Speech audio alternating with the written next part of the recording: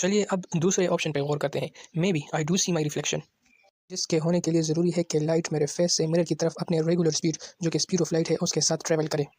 लेकिन इसमें भी एक मसला है। मसला ये है कि बाहर खड़े ऑब्जर्वर को नजर आएगा कि light twice the speed of light travel कर रही है। कैसे, बताता हूँ।